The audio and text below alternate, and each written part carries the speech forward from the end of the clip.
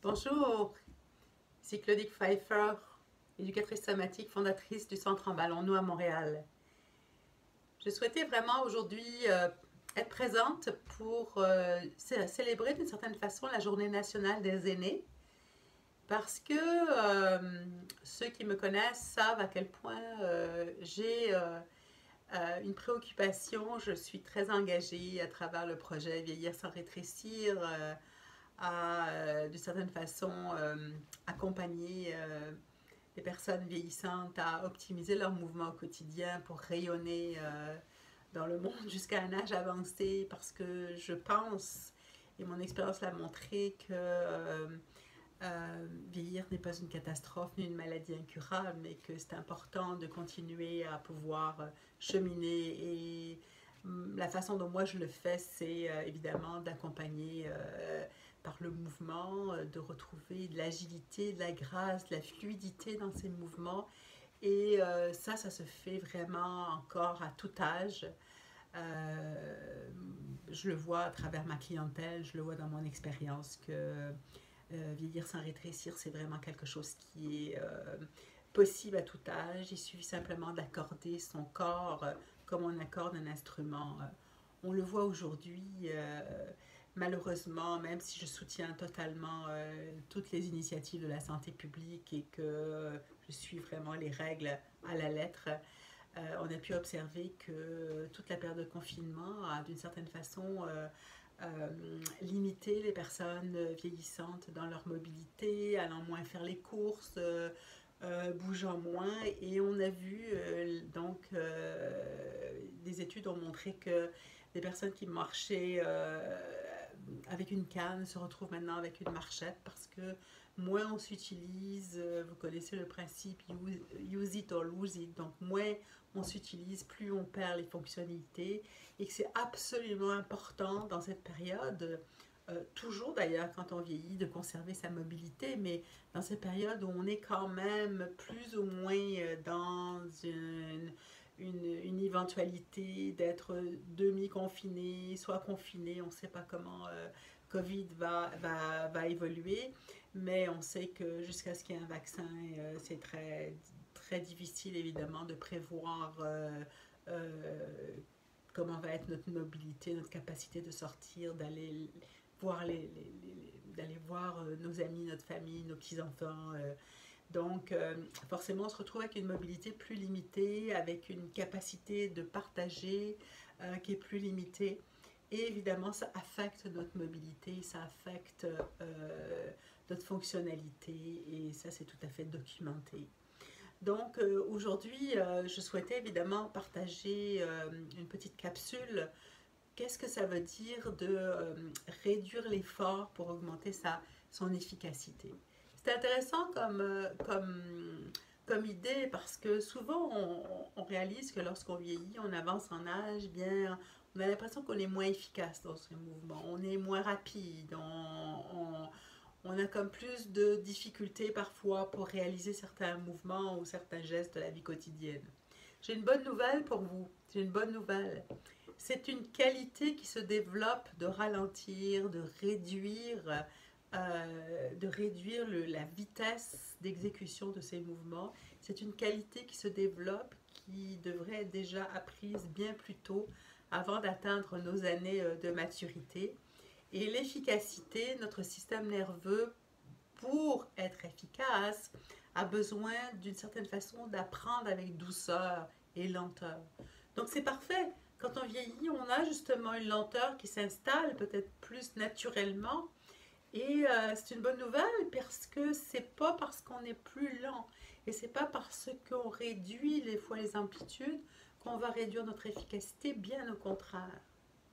Donc, le travail qui me passionne évidemment depuis toutes ces années, mais aussi que j'ai observé dans ma clientèle et dans ce que me dit ma clientèle, c'est que la première étape, c'est de retrouver la confiance dans son corps.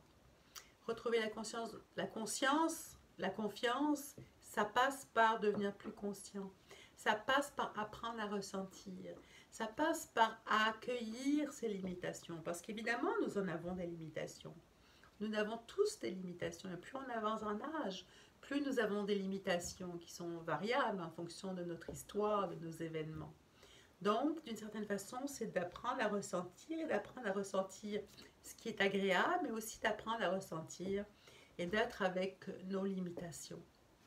Et souvent, notre système nerveux est occupé à gérer les inconforts, à gérer les douleurs, à gérer les limitations.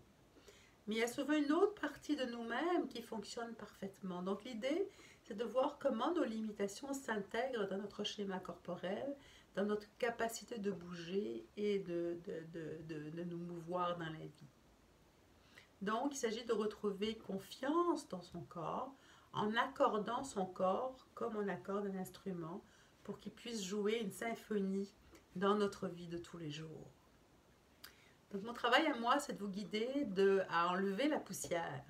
Enlever la poussière, ça veut dire c'est de retrouver contact avec des mobilités que l'on a depuis qu'on est tout petit, qui sont les mouvements que l'on a traversés lors de notre développement moteur, qui sont profondément inscrits dans notre système nerveux, que nous avons encore, qu'on ait 60, 70, 80, on a encore accès, on peut accéder à cette mobilité-là, évidemment, en douceur, en réduisant l'effort.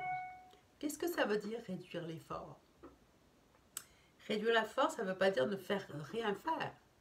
Souvent, quand on parle de réduire l'effort, je dis, ben là, je vais être toute molle, il ne va plus rien se passer si je réduis mon effort. Réduire l'effort, ça veut dire de réorganiser son mouvement pour qu'il soit fait avec plus de facilité, plus de douceur et plus de travail d'équipe, en quelque sorte, dans notre mobilité. Autrement dit, si par exemple je veux arriver à bouger, à monter mon bras pour aller chercher un élément dans mon armoire de cuisine, réduire l'effort, ça va dire de réorganiser le mouvement de cette épaule, d'aller chercher la mobilité du thorax, de la cage thoracique, de l'omoplate, de nos yeux, de notre visage, de tout l'ensemble de notre corps pour avoir une mobilité globale et travailler en équipe, d'aller chercher des amis à l'intérieur de son corps pour que le mouvement qui est d'augmenter la mobilité, l'efficacité, d'aller chercher quelque chose dans l'armoire se fasse plus facilement. Donc réduire l'effort pour augmenter son efficacité, ça veut dire réorganiser son mouvement.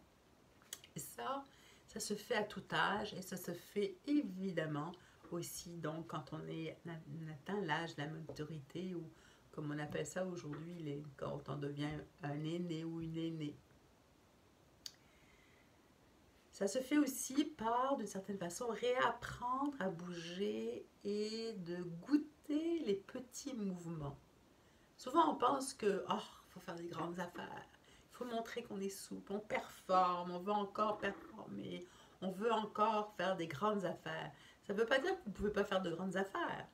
Faire des grandes randonnées, des raids en vélo, tout ça c'est encore possible, mais ça passe par un réapprentissage de micro-mouvements et la capacité d'apprendre à percevoir ces micro-mouvements.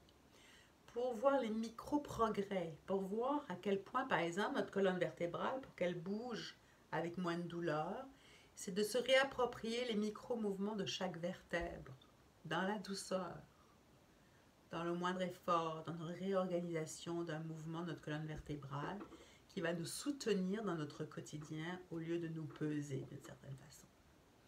Donc réduire l'effort pour augmenter l'efficacité, c'est, je reprends le même mouvement, si je veux aller chercher quelque chose en haut de mon armoire, c'est non seulement le bras qui va travailler, mais c'est toute la cage thoracique et c'est toute la capacité de ma colonne vertébrale pour étirer, pour ouvrir, pour devenir courbe dans l'autre sens.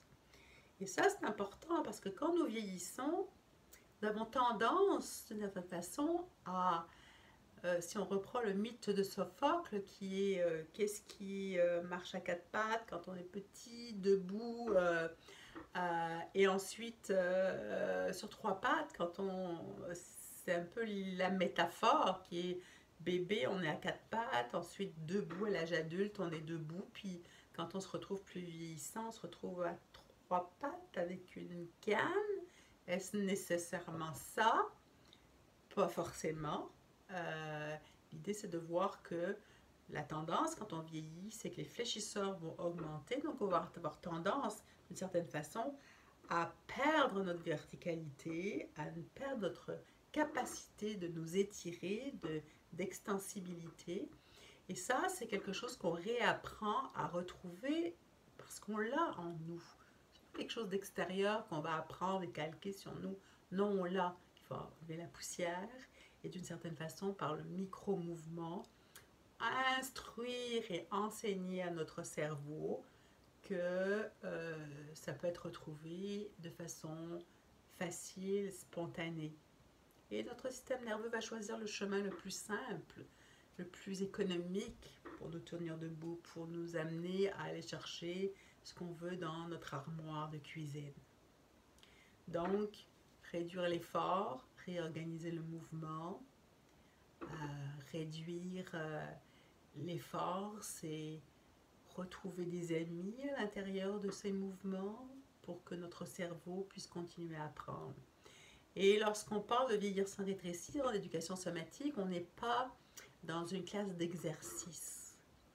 On est dans un apprentissage, on est dans une classe où on réapprend à bouger, où on éduque notre système nerveux, notre cerveau, à augmenter son potentiel de mouvement, augmenter son vocabulaire de mouvement, retrouver une richesse dans notre mouvement, retrouver une richesse dans notre capacité de percevoir nos mouvements à l'intérieur de nous-mêmes.